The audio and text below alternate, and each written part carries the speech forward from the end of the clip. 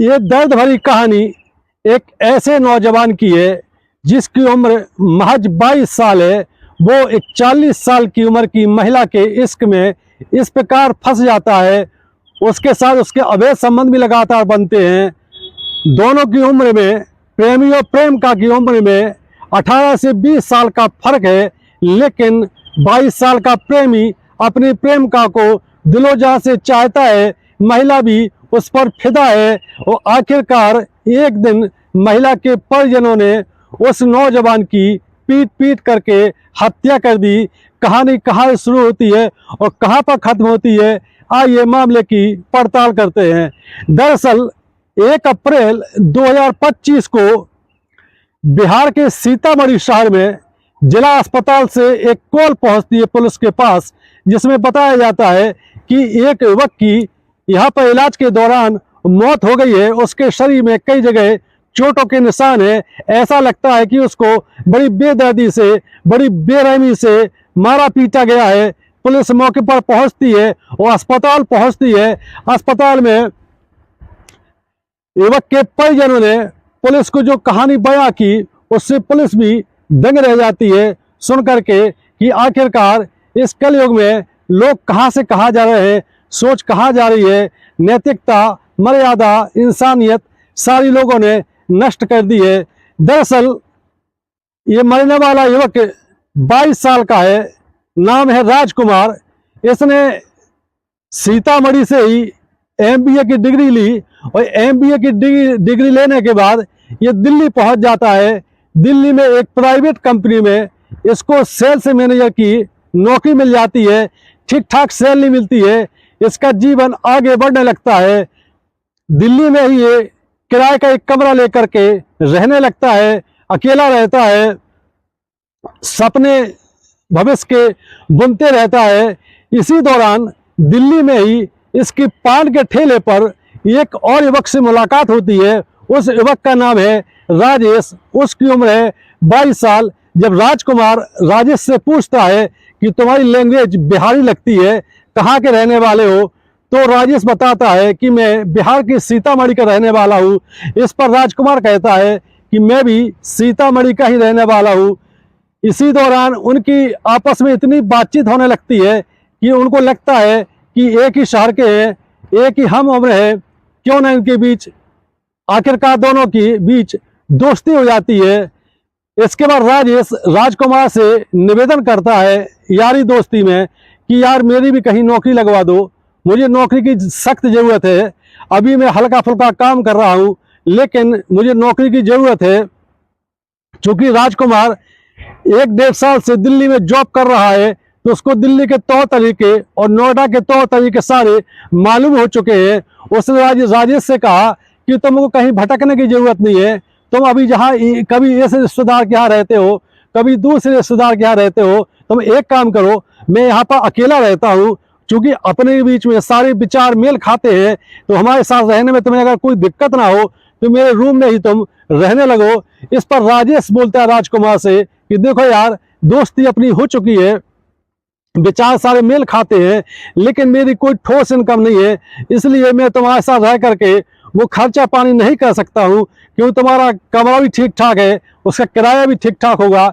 इस पर राजकुमार अपने दोस्त राजेश से कहता है कि कैसी बात करते हो, अब दोस्ती हो ही गई है, एक ही शहर के हैं, एक ही उम्र के हैं, एक ही जाति समुदाय के हैं, अब इसमें इतनी गहराई में जाने की जरूरत नहीं है।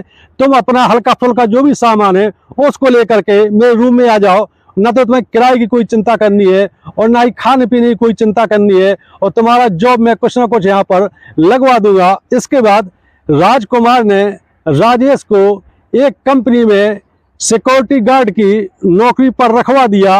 अब राजेश भी सिक्योरिटी गार्ड की नौकरी करने लगा और राजकुमार के साथ रहने लगा। राजकुमार के साथ रहने के दौरान वो सारा खाना पीना भी बनाता था और राजकुमार के जो हल्के फुल्के काम होते थे वो भी कर देता था। बदले में राजेश कोई किराया नहीं देता था कमरे का। दोनों के बीच दोस्ती और गहरी हो जाती है। इसके बाद राजेश और राजकुमार एक दूसरे के परिवार के बारे में पूरी बातचीत करते हैं, पूरा डिटेल्स एक दूसरे का लेते हैं। बात ऐसे ही चलती रहती है। कुछ दिनों बाद राजेश ने राजकुमार अपने दोस्त को बताया कि मेरी मम्मी दिल्ली आने के लिए बोल रही है। उनका कहना है कि मैं 1 महीने के लिए दिल्ली आ रही हूँ और तुम्हें रहने में, हमारे रहने से कोई दिक्कत तो नहीं है। तो राजेश ने कहा कि पहले मैं अपने जिसका रूम का जो किराया देते हैं, जिसने रूम लिया है, उससे पहले पूरी बातचीत हो जाए, उसके बाद ही हम बताएंगे कि यहाँ पर आना है कि नहीं आना है, या फिर कोई दूसरा इंतजाम करते हैं। इसके बाद राजेश ने अपने मित्र राजकुमार को इस बारे में बताया कि उनकी मम्मी का कहना है कि वो 1 महीने के लिए दिल्ली में आना चाहती है। राजकुमार भी बोलता है जैसी तुम्हारी माँ है तो हमारी माँ है, और आंटी से हमारी बात करा दो। आखिरकार राजेश की मम्मी की राजकुमार से बात हो जाती है। राजकुमार भी बोलता है कि आंटी, इसमें पूछने की क्या जरूरत है, जिस प्रकार तुम्हारा राजेश है उसी प्रकार का मैं राजकुमार हूँ, मैं भी तुम्हारे बेटा जैसा ही हूँ। राजेश की माँ का नाम रीना देवी है। रीना देवी की उम्र 40 साल है। और एक दिन ऐसा भी आता है कि रीना देवी दिल्ली पहुंच जाती है। राजेश और राजकुमार रेलवे स्टेशन पर रीना देवी को लेने के लिए पहुंचते हैं। वहां पर राजकुमार की पहली मुलाकात हुई थी रीना देवी से। जब चूंकि रीना देवी से जब फोन पर बात हुई थी राजकुमार की, तो उसको ऐसा लगता था कि जैसा कि उसका मित्र राजेश बता था कि उसकी एक छोटी बहन भी है जिसकी उम्र 19 साल है, उसकी शादी हो चुकी है। तो राजकुमार के मन में कभी ये बात नहीं आती थी मिलने के पहले तक कि जो राजेश की मदर है, मम्मी है, उसके बारे में और भी ऐसे कुछ गंदे ख्यालात आ सकते हैं। लेकिन जब पहली नज़र में रेलवे स्टेशन पर राजकुमार ने राजेश की मम्मी को देखा तो देखते ही रह गया। दरअसल रीना देवी की उम्र भले ही 40 साल हो, लेकिन देखने में बहुत खूबसूरत थी, बहुत खूबसूरत है, बहुत सुंदर है, बहुत सेक्सी बदन है और गठीला बदन है। कोई देख करके कह नहीं सकता है कि रीना की उम्र 40 साल है। देखने से यही लगता है कि उम्र 25 से 26 साल है। कोई नहीं कह सकता है कि इस महिला के 2 जवान बच्चे भी है। एक बिटिया की शादी हो चुकी है और दूसरा जवान बेटा भी शादी करने के काबिल हो गया है। राजकुमार जब पहली नज़र में देखता है अपनी आंटी को, यानी अपनी दोस्त की मम्मी को, तो देखता ही रह जाता है। इसके बाद तीनों ऑटो करके राजकुमार के कमरे पे आते हैं। तीनों फ्रेश होते हैं। इसके बाद राजेश कहता है कि हम अब ड्यूटी पर जाना चाहते हैं, क्योंकि मेरी ड्यूटी है। राजकुमार भी उसको ड्यूटी के लिए भेज देता है। इधर रीना को देख करके राजकुमार के मन में भांति भांति के ख्याल आने लगते हैं, क्योंकि उसकी उम्र 22 साल है और उसको किसी ऐसे महिला की या ऐसी लड़की की वो तलाश में घूम भी रहा था जो उसकी हम सफ़र बन सके, जो उसकी शरीर की प्यास ही बुझा सके, जो उसकी शारीरिक भूख है वो शांत हो सके। जब उसने राजकुमार ने रीना देवी को अपने कमरे में ले जा करके बातचीत शुरू की, तो राजकुमार को बातचीत से भी ऐसा नहीं लगा कि जो उसकी आंटी है, जो उसके दोस्त की मम्मी है, उसके मन में इस प्रकार की बातें आ सकती है। ऐसे ही दिन बीतते जाते हैं, 4 से 5 दिन हो जाते हैं। इसके बाद राजेश की ड्यूटी अब नाइट हो जाती है, मतलब पूरी रात 12 घंटे वो सिक्योरिटी गार्ड की नौकरी करता है। राजकुमार ड्यूटी करके वापस आ जाता है 7:30-8 बजे तक। इसके बाद राजकुमार खाना पीना खाता है। रीना देवी जिसको वो आंटी बोलता है, अपनी दोस्त की मम्मी, अच्छा टेस्टी खाना खिलाती है। इसके बाद रात में लगभग 9 बजे के आसपास टीवी चला देते हैं और राजकुमार के मन में भांति भांति ख्यालात आने लगते हैं। हालांकि वो अपने आप को काफ़ी नियंत्रण में करता है, काफ़ी कंट्रोल करता है, लेकिन दिल है, दिल का क्या एतबार कीजिए, कब किस पर आ जाए कुछ कहा नहीं जा सकता है। राजकुमार की नज़रों को भाप करके रीना देवी भी व्याकुल होने लगती है, क्योंकि रीना देवी भी काफ़ी दिनों से शारीरिक भूख शांत होने के लिए तड़प रही थी, लेकिन कहीं कोई ऐसा इंतजाम नहीं हो पा रहा था, क्योंकि मर्यादा में बंधी हुई थी। गांव की महिला है, इसलिए ज़्यादा ओपन हो नहीं सकती है। जब लगातार 2 रात राजकुमार ने आंटी रीना देवी को लगातार घूरा, तो रीना देवी को ये लगने लगा कि ऐसा लगता है कि राजकुमार, जिसे वो अपना बेटा कह के बुलाती है, उसके बेटे का दोस्त है, उसके मन में कुछ ना कुछ चल रहा है। जैसे ही तीसरी रात आती है, दोनों खाना पीना खाने के पहले कुछ बातचीत करते हैं।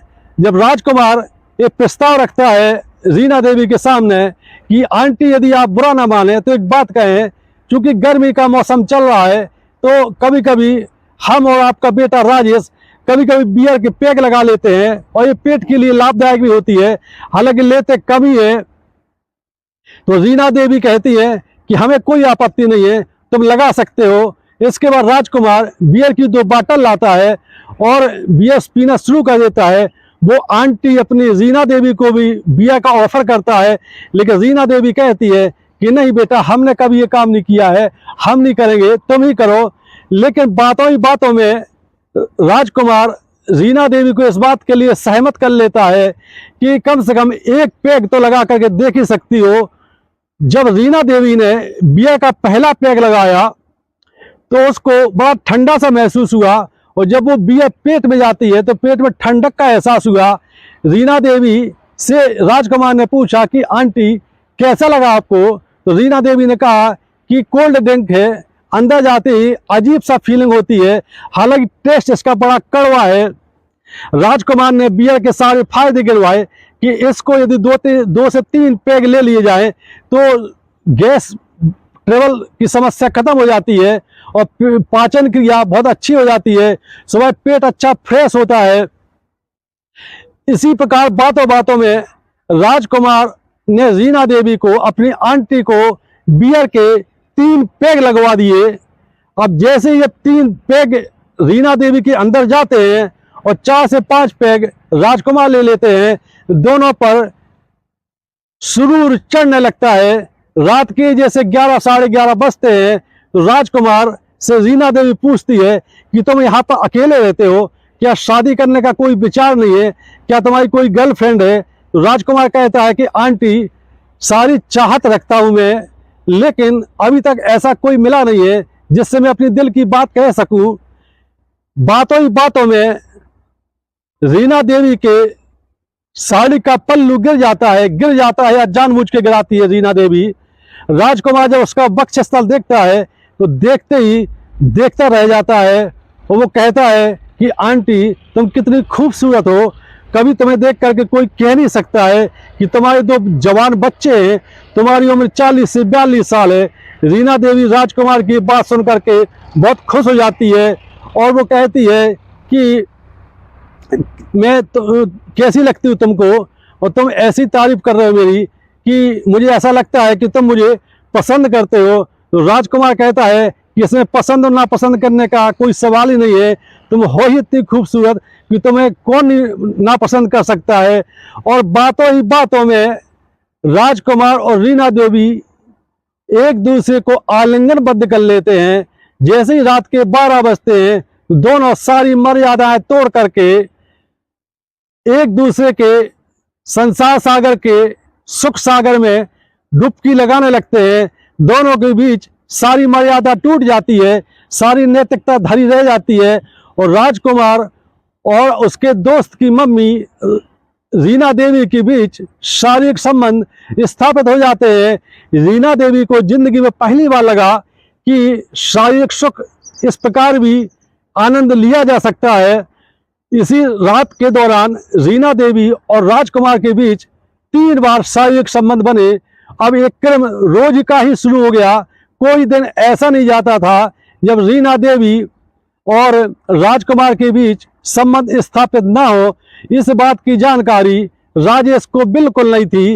1 महीने तक रीना देवी और राजकुमार के बीच इलू इलू होता रहा, रातें रंगीन होती रही। अब इसके बाद रीना देवी को कॉल आ गया उसके पति का कि अब आ भी जाओ। आखिरकार रीना देवी बड़े भारी मन से दिल्ली से विदा होती है सीतामढ़ी के लिए। राजकुमार और उसका दोस्त राजेश उसको छोड़ने जाता है। इसके बाद राजकुमार की रीना से मोबाइल फोन पर लगातार बातचीत होने लगती है। वीडियो कॉल भी होती है। रीना देवी राजकुमार को बोलती है कि जब इतनी ही याद आ रही है मेरी, तो 2 दिन के लिए आ क्यों नहीं जाते हो। आखिरकार राजकुमार चूंकि ठीक ठाक सेल नहीं पा रहा है, छुट्टी लेकर के सीतामढ़ी पहुंच जाता है और वो रीना देवी के साथ दिन में ही उसके घर पहुंच जाता है। और उसके साथ चूंकि सारी नैतिकता मर्यादा टूट चुकी थी, दोनों के बीच फिर संबंध बनते हैं। 2 से 3 दिन राजकुमार सीतामढ़ी में रहता है और 2 से 3 दिन लगातार वो अपनी आंटी, अपनी प्रेमिका रीना देवी के साथ एक होता है। इसके बाद वापस दिल्ली आ जाता है। अब वो बार बार सीतामढ़ी जाने के लिए व्याकुल होता है। वो ये भी कहता है आंटी से कि तुम फिर से दिल्ली क्यों नहीं आ जाती हो, लेकिन रीना का पति जिसका नाम जगदीश राय है, वो इस बात की स्वीकृति नहीं दे रहा था कि तुम यहाँ से दिल्ली जाओ, क्योंकि तुम 1 महीने दिल्ली रह के आ चुकी हो। अब ये घर बार कौन देखेगा। रीना देवी की डिमांड पर राजकुमार 29 मार्च को फिर सीतामढ़ी पहुंच जाता है और 29 मार्च को दिन में ही रीना देवी के घर पहुंच जाता है और फिर से वही कार्यक्रम शुरू हो जाता है जो कि हमेशा होता है। इस बात की भनक रीना के पति जगदीश राय को लग चुकी थी। उसने बाकायदा प्लानिंग के तहत अपने दामाद राजू कुमार और 2 अन्य लोगों को बुला लिया था।